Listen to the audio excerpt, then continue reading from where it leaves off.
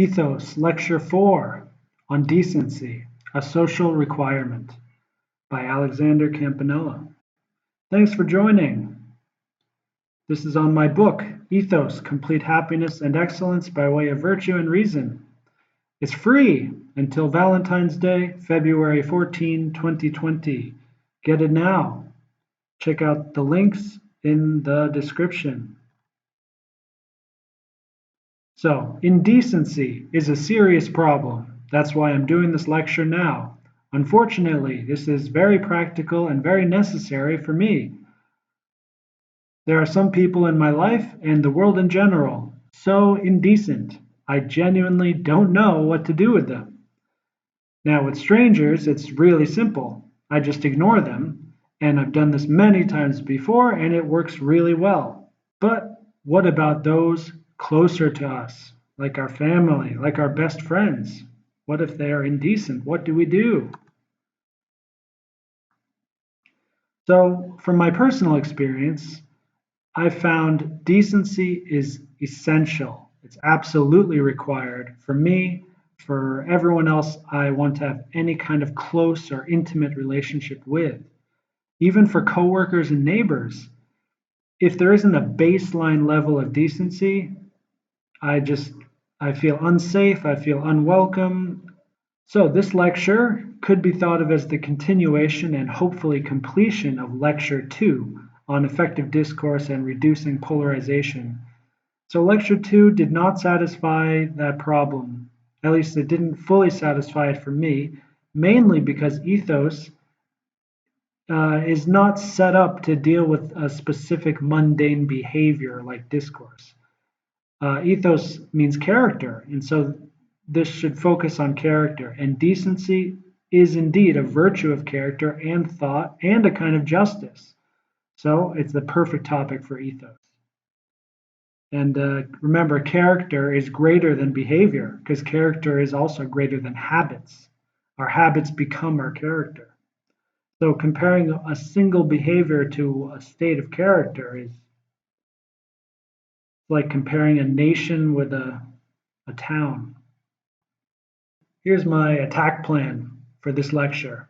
First, I will define terms so we know what we're dealing with.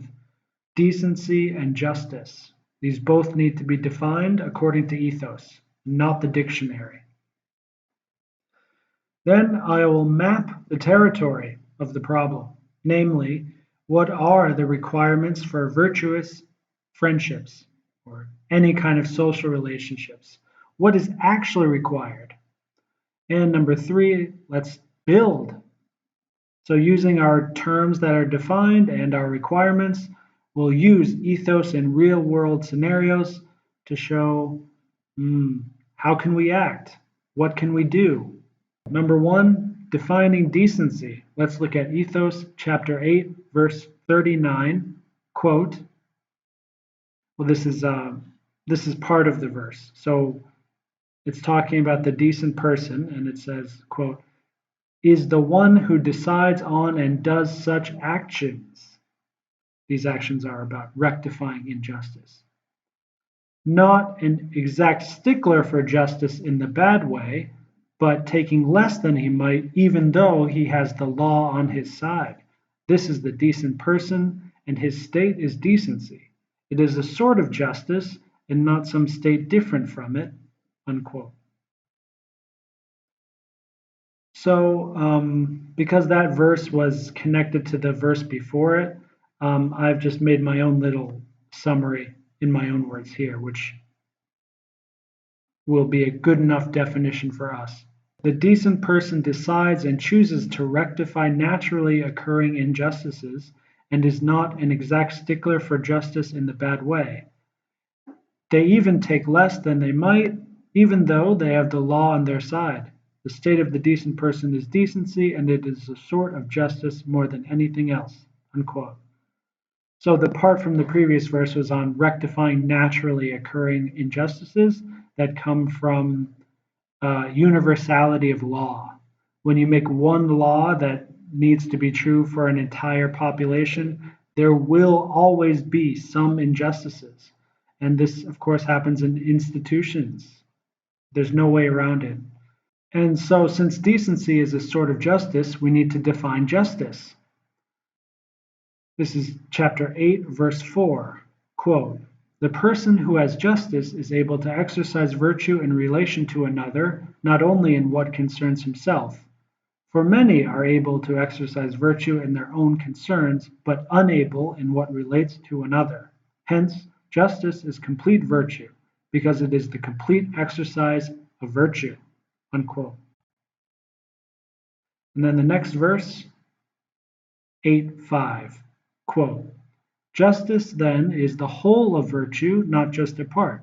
Likewise, the injustice contrary to it is the whole, not a part of vice." Unquote.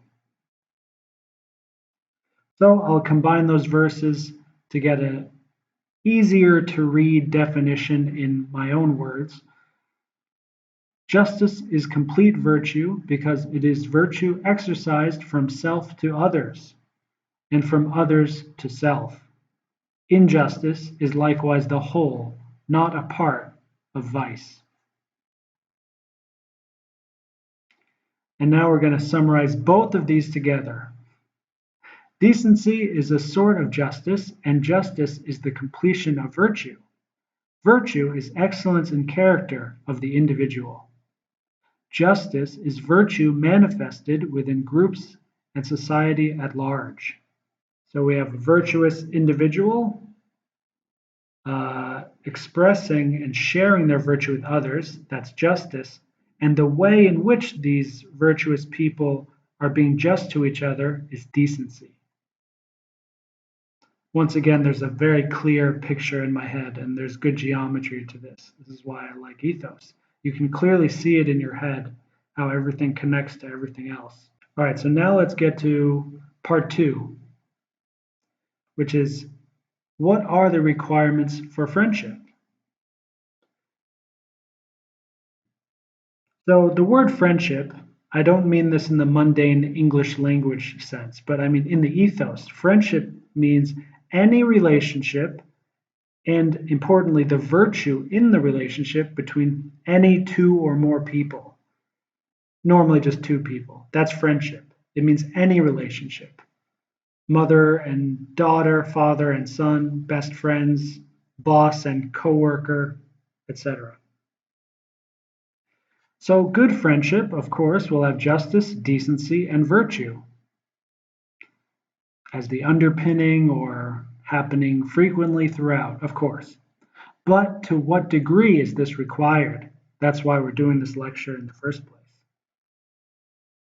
Let's look at chapter 5, verse 5.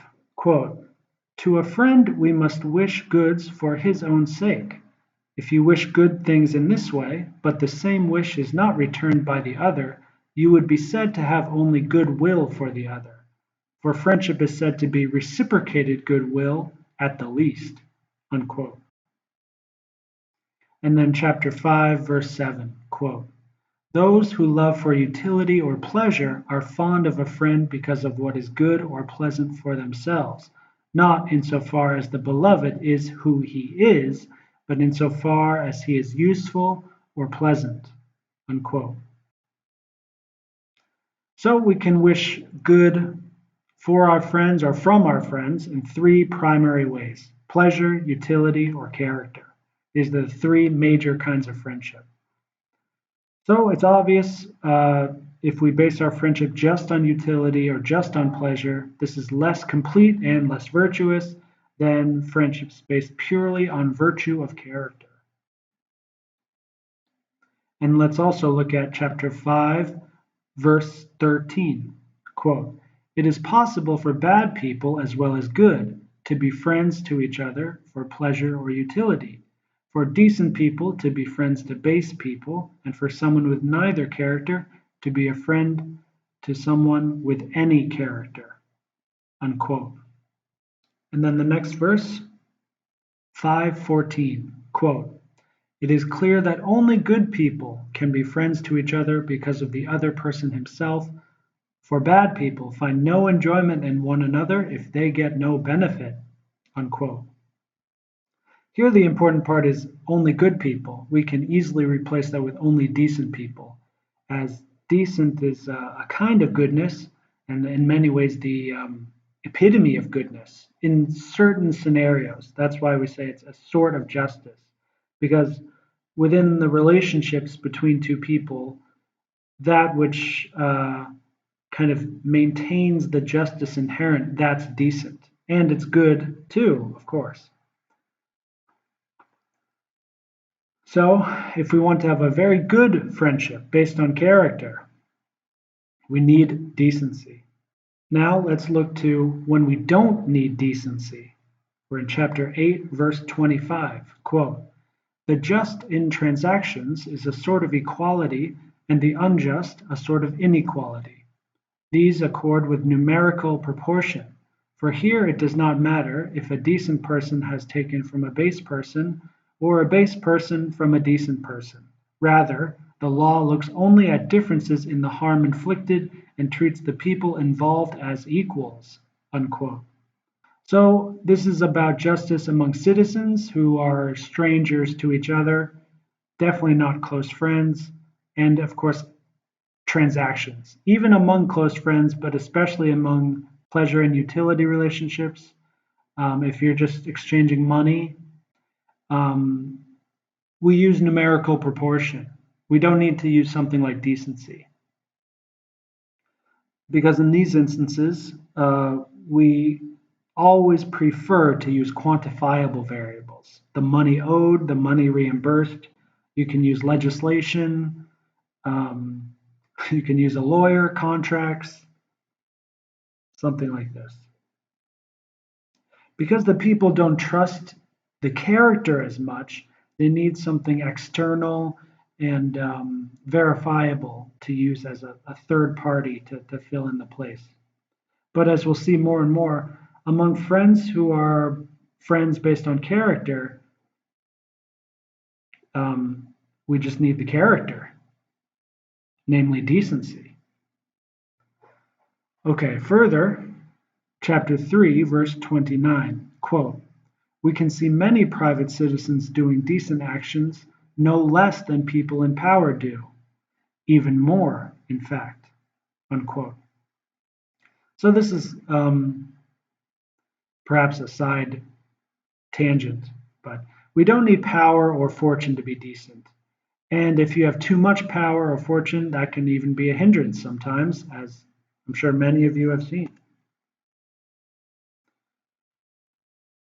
So now the next part is seeing not when decency is not required, but when decency is required most. Here's the good stuff.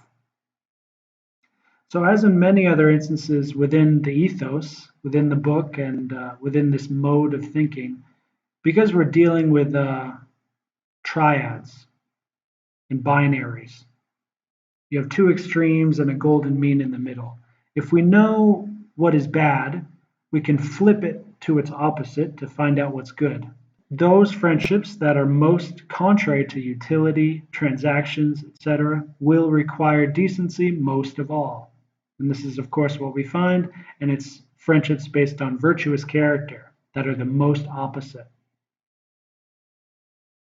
especially among friends who are already virtuous and close to each other and similar in virtue.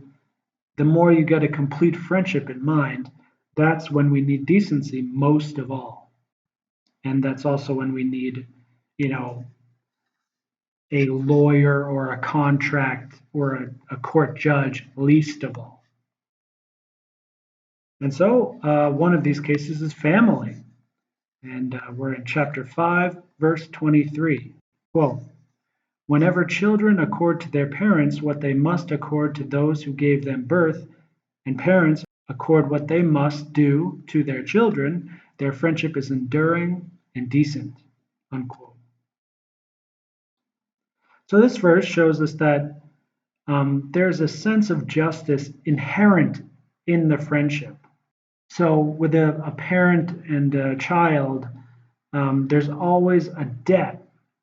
It's not a fiscal debt, but there's a spiritual debt that the son or daughter owes to the parents. And there's also a duty that the parents have to provide for the son or daughter. And so the the mechanism that allows this friendship and this inherent justice to continue and endure and thrive, that's decency. The more we practice this kind of decency, which focuses on, you could say, the dharma, the logos, the underlying metaphysical truth from which these family relationships come from, the more we keep that intact, the more we find ourselves being decent, and the friendship continues. In virtuous friendships, or friendships based on character, when decency ceases to be, of course there will be problems. So let's look at some real world examples. Example one: a son is born to a poor family, but well taken care of and loved by his parents. So later he becomes a man, he finds a way out of poverty.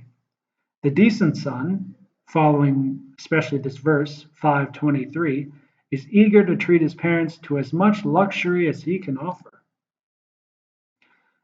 The decent son knows that even if he gives, let's say, 50% of all of his wealth back to his parents, that will still pale in comparison to the love and support that enabled him to be wealthy in the first place, not even including his very life force, which comes from them.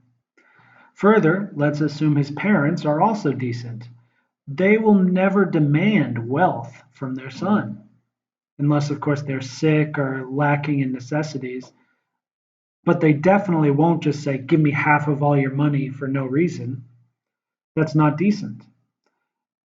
The parents are satisfied knowing they did their duty well.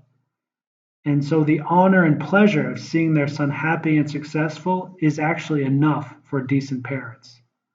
And because they're decent and they don't ask for more, and the son is also decent and he wants to give back more, they're both very happy, of course. And as this decency continues, you can see in your mind that relationship gets stronger, and there's more happiness, there's better ethos.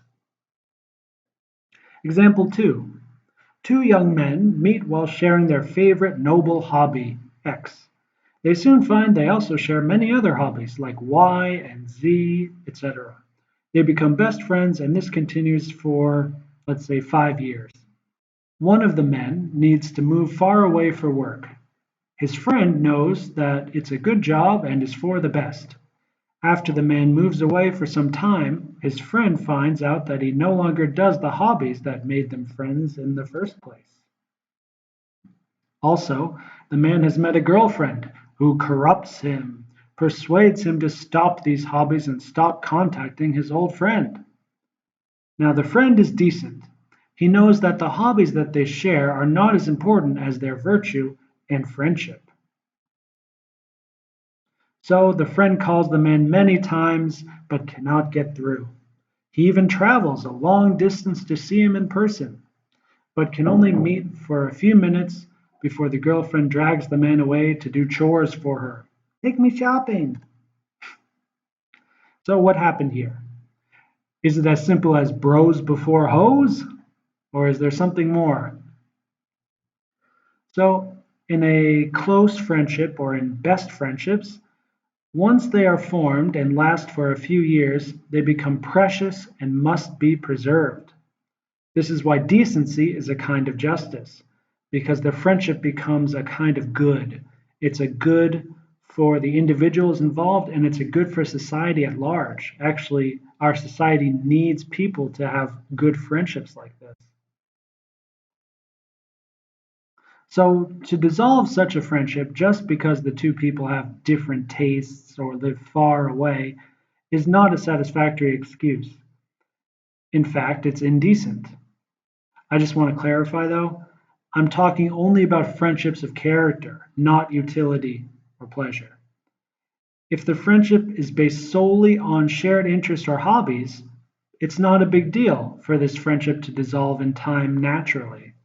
So, in this situation, in this example, the two men, they met while doing their favorite hobby, but their friendship that formed was in fact based on character. It just, they happened to meet by doing these hobbies.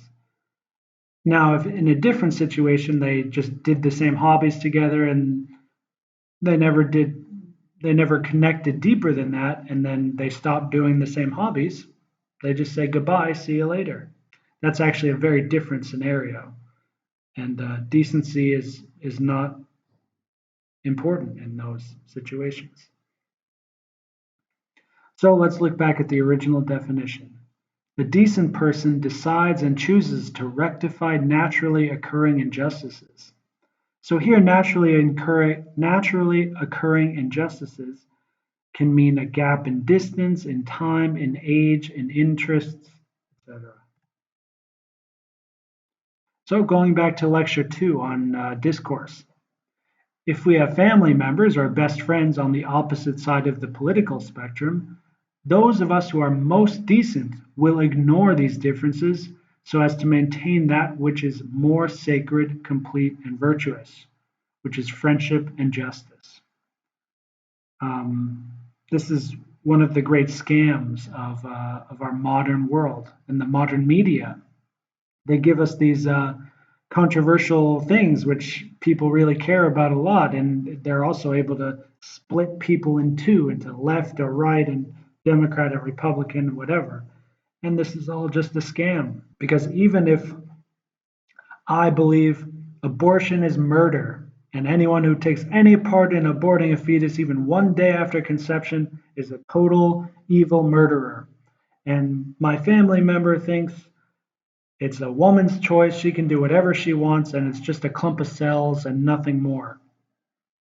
If me and my family member are very decent and have a very good relationship, we can just laugh about it. It won't be at all an issue. We would just laugh about it because it doesn't matter to the decent and virtuous in a good friendship. All right, quick summary on part 2. Friendships based on character need decency most of all. Or I could say, the best friendships need decency most of all. Pleasure a bit less, and utility sometimes not at all. Decency is a requirement to have friendships of character that will last a long time. So that's the most important part here so far, I think. When is decency absolutely required? It's when we want to have a long-term relationship and a friendship based on character. So this is close family, spouses, best friends, etc. And concerning transactions and utility friendships, instead of decency, we typically use contracts, money, numerical values of any kind that we can quantify. And also, decency is cheap. It does not require money, and having too much money can get in the way. Of course, decency is also expensive in terms of time. As with all other virtues, you need to actually practice it and form a habit. And then, even once it's a habit, you still need to keep that habit long enough to become character. So, this is actually very expensive morally and spiritually, but it's very cheap for the pocket. And among important and virtuous friendships, there is a sense of justice inherent or underlined in the friendship that must be maintained. The state within people that focuses on preserving this justice is called decency. It is required most of all for the best of friendships. So, if a friendship of character is threatened by most variables, including no longer having the same interests, it is indecent to dissolve or stop trying to preserve the friendship. The more polarization we see, the more we need to be decent to those closest to us. And those who are not close to us, we can ban, unfriend them, unfollow them, block them, tell them to go away. That's fine. As long as it's done politely, that's fine. Part 3, how to perceive decency, perhaps measure it, and also mitigate indecency. All right. So if we have a close relationship, a close friendship, and there's a gap in decency, one of us is decent, the other is indecent, this will wreak havoc in our lives. Not just in our friendship, but it'll generalize to every part of our lives. This is truly terrible, actually. So before we can do anything, we need to be able to perceive and measure this uh, state we call decency as best we can. Let's look at chapter 6, verse 33. Quote, "It is the correct comprehension and judgment of the decent person that means one has consideration.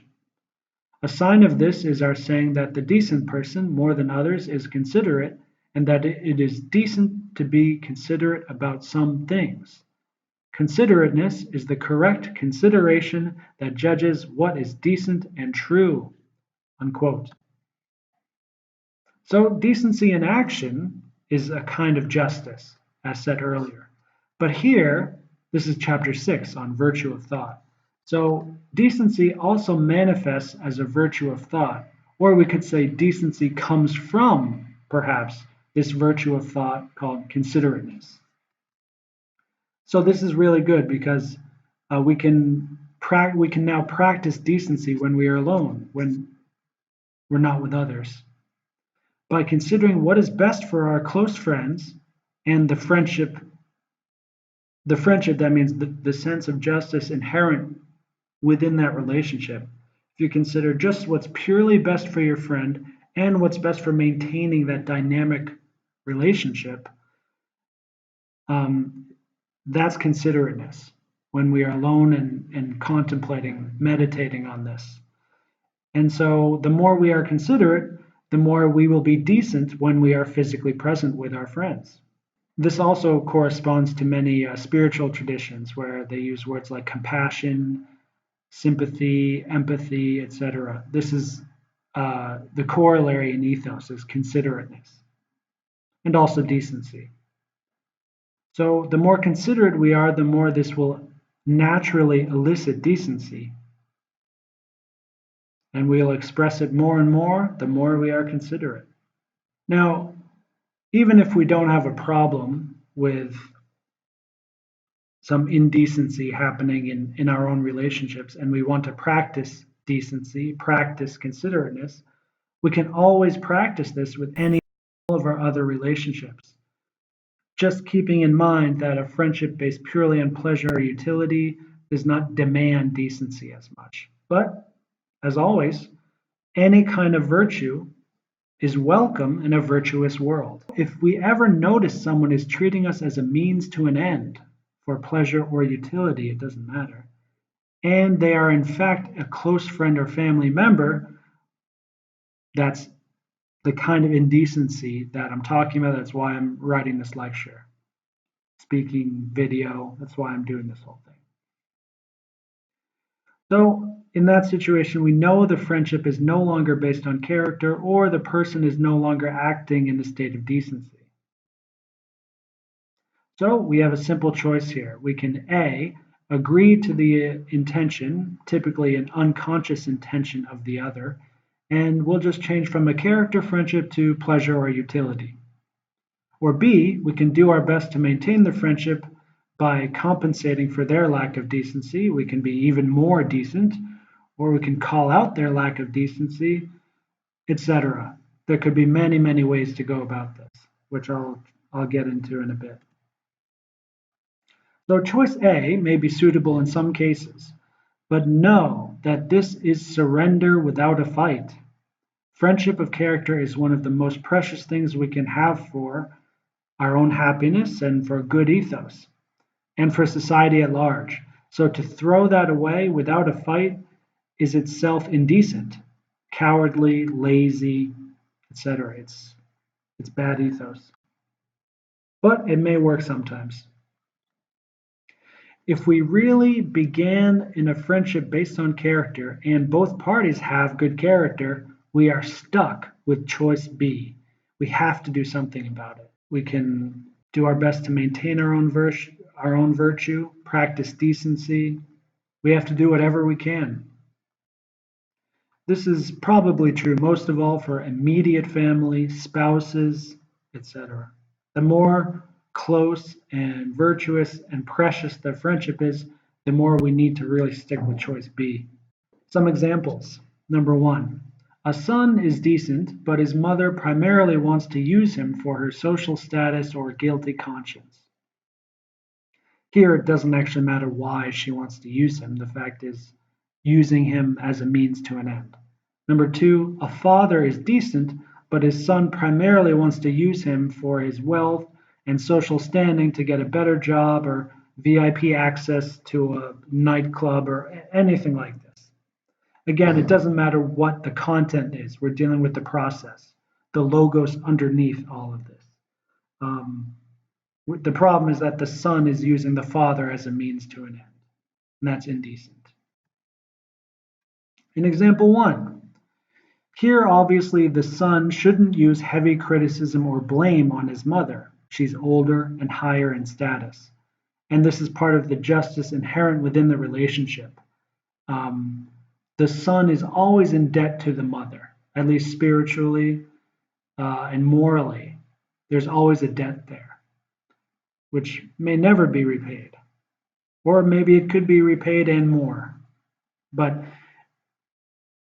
the state of decency means the son will be thinking about this as best he can.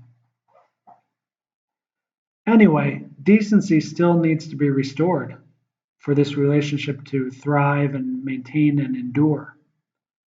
So the son can use considerateness. By contemplating in this situation, the son can figure out what does the mother need and just give it to her, just please her. So if she wants to, she feels guilty for all some sins she committed and she just needs her son to say, oh, that's totally fine. You're doing great, honey. The son can just try to please her in this way or in any other way.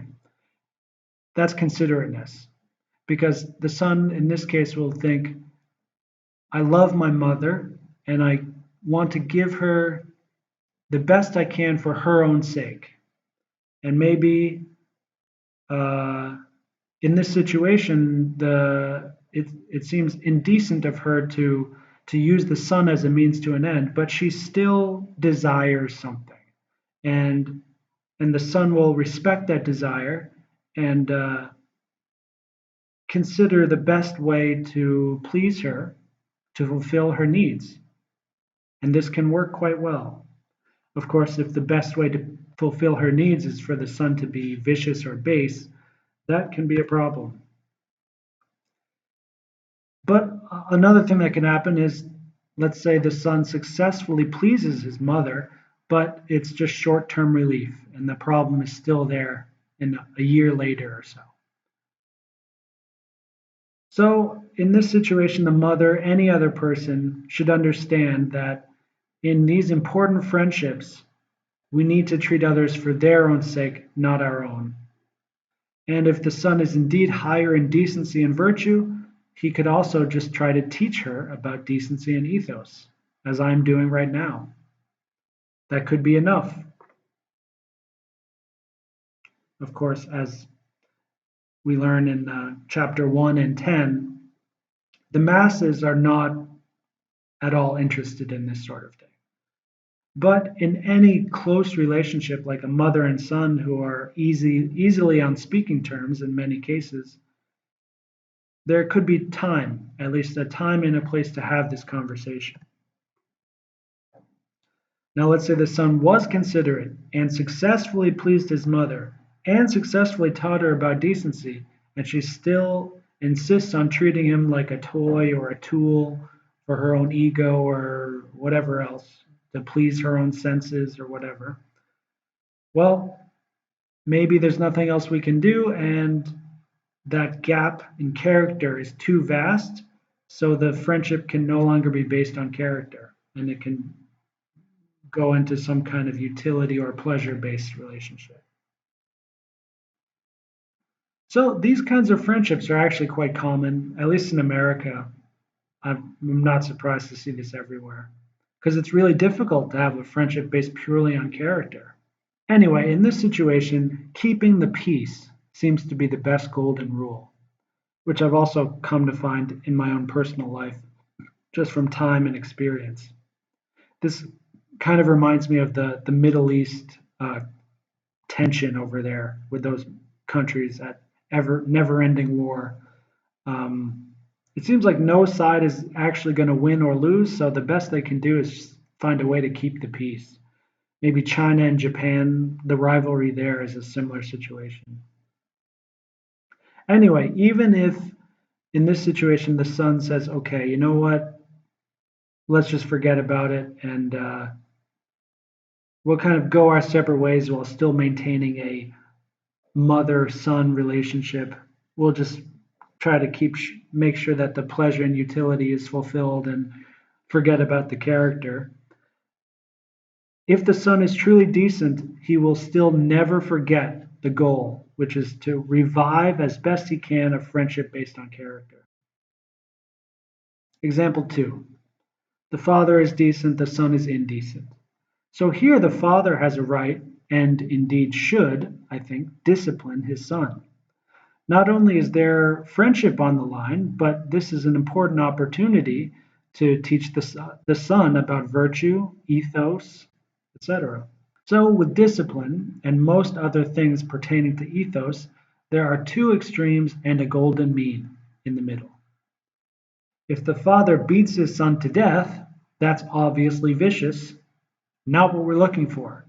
If the father disciplines the son too little, he's a pushover, as we say, by, let's say, even allowing his son's indecency, that's a typo there, indecency, then the son thinks his father is stupid, a coward, etc., and this will destroy their relationship.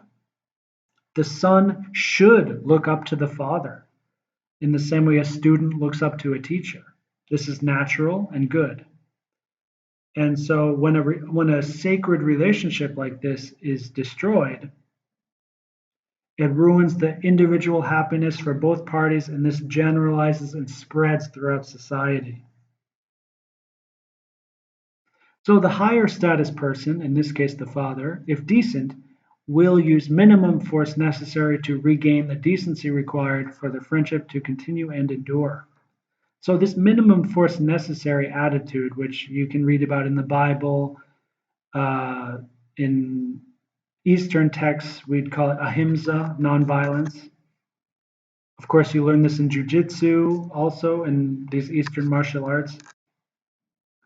This is never, as far as I know, not explicitly mentioned in the ethos, but much like the categorical imperative of Kant, it's actually implied throughout the entire text.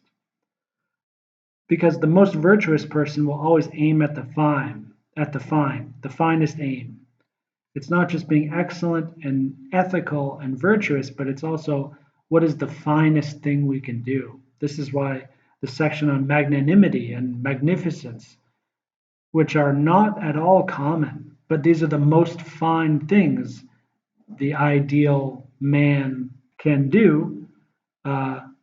There's a big section on that because it's the finest thing. So there's always like a golden standard, you could say. The ideal is what we're always aiming for. It may seem like this example is similar to teachers and students, bosses and employees, but the crucial difference here is that a boss and an employee are probably not in a friendship based on character. It's almost always utility or pleasure or a combination of both. But even still, a boss will typically need to discipline their employee.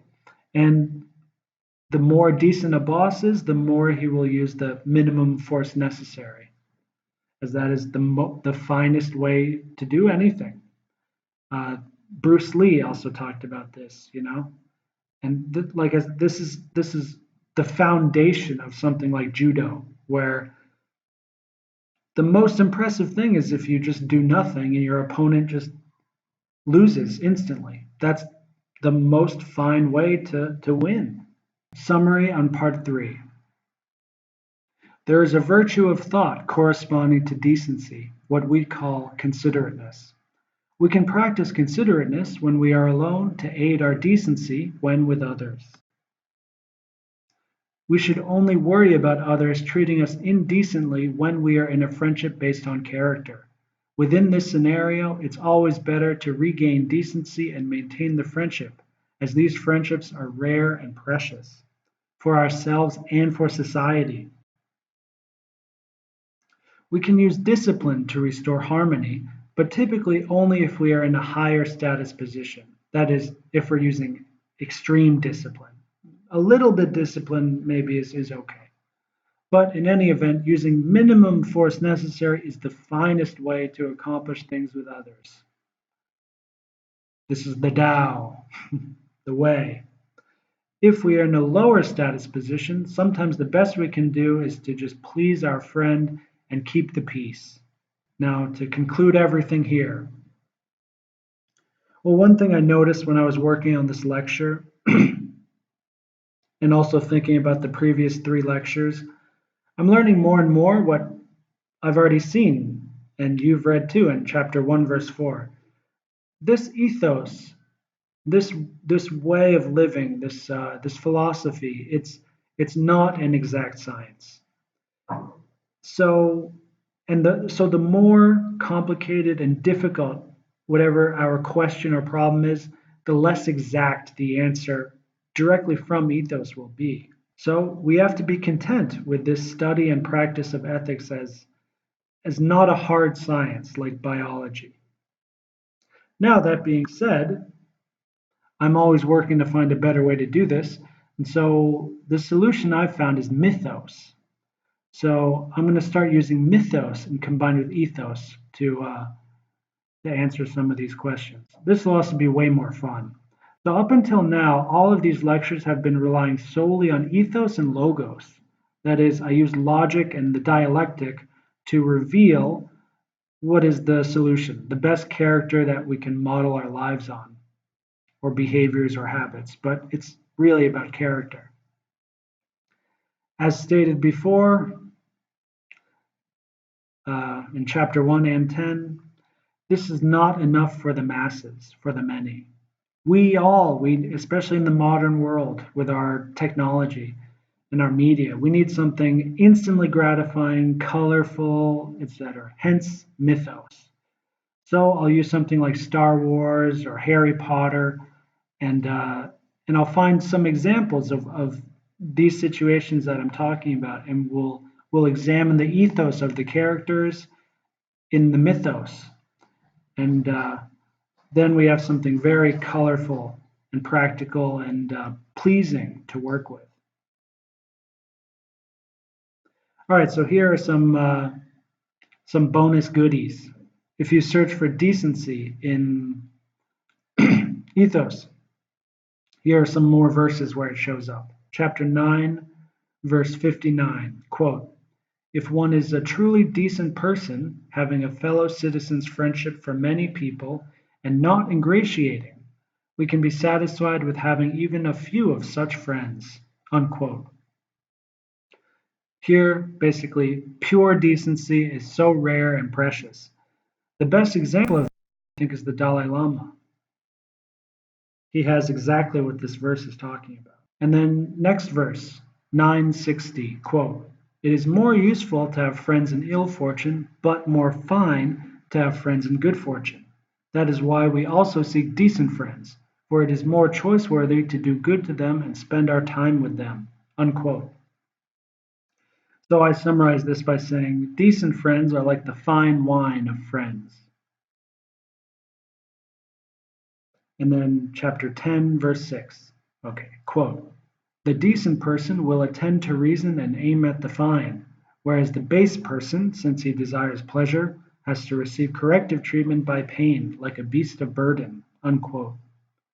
So if we notice someone being unreasonable and or not aiming at the fine, they are probably not decent. Okay, that's it for now. Thanks for listening. Thanks for watching. And please make sure to download my book while it's free. You got nothing to lose. Check the links below. Hashtag ethos growing. Hashtag logos rising. That's it for me, Ethos Ananda. See you next time. Bye bye.